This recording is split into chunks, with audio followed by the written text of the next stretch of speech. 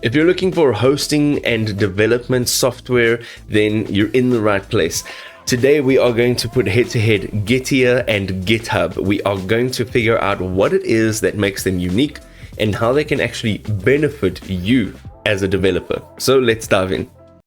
Okay, so Gitea is a self-hosted service providing Git hosting, code review, CI/CD, and packaging registry all in one platform. It almost seems too good to be true. It's lightweight and it's super fast. It's perfect for servers with limited resources. And let me tell you something, I know about limited resources. It is also open source under the MIT license with an active contributor community, which is also great. So constant updates.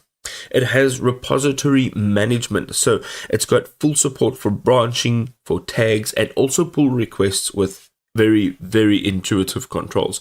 It's got robust code reviews with inline comments as well as workflow approvals. You can also track milestones, assignments, time, as well as dependencies, all in one place. It's compatible with GitHub Actions and YAML workflows for amazing automation. The last thing over here that I would just like to highlight is the package type. So it supports npm, Maven, PyPy, NuGet, and many more artifact registries. That's more than 20 in total, and you can easily deploy across various platforms with minimal dependencies. That includes more than 5 operating systems. It's got granular permission management, so it also has strong access control, and then it has role-based authorizations, so those are all enterprise-grade security features. And then it has a multilingual interface which supports teams across different regions as well as languages. So that is awesome if you are working in a team with people with different languages. Okay, so GitHub has been around for a while and it's pretty decent. It's a pretty good platform.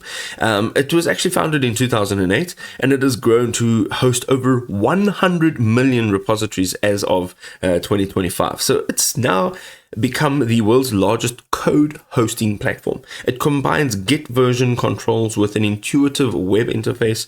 GitHub also enables millions of developers worldwide to collaborate seamlessly on software projects of literally any size. Some of their core features include their distributed version control. So this gives you robust branching, merging, and pull request workflows, which enable safe collaboration without code conflicts, even across distributed teams.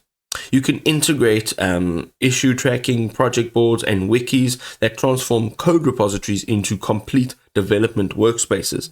And then also it offers a powerful CI/CD automation which streamlines your build, your testing, and your deployment processes with more customizable workflow triggered by your repository events.